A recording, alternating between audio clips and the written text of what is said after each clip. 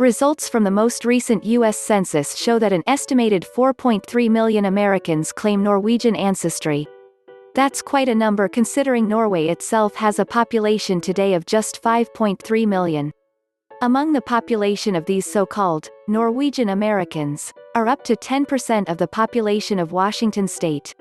In the first of a new series, the editor of the Seattle-based Norwegian American newspaper talks about the city and state's links with Norway. There has been a strong Norwegian presence in Washington state since the early days of mass migration from Scandinavia to the United States. Norway's Constitution Day has been celebrated in Seattle ever since 1889, when a predecessor to today's Norwegian American newspaper was founded. There are still families here with roots going back to that time, explains editor Lori Ann Reinhall. Another wave of immigration followed after World War II.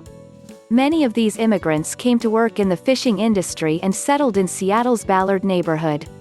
Fishing still accounts for about a quarter of Washington state's economy, and even today, the Norwegians are running the show, says Reinhall. Scratch a little under the surface and it's not hard to see the Norwegian pride in the Seattle region, especially Ballard.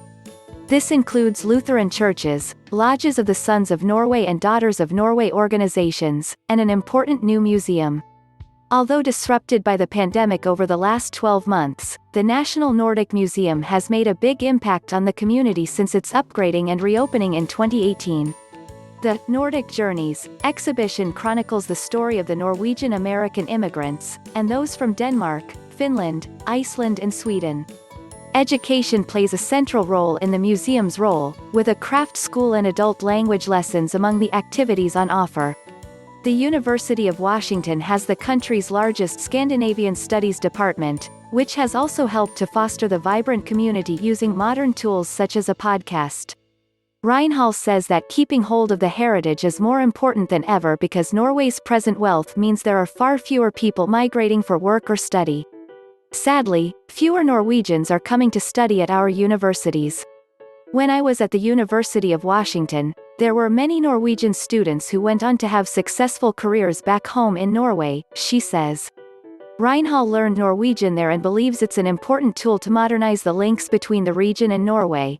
The lutefisk and lefse culture is a somewhat anachronistic representation of Norway left over from the old days, but this too is changing.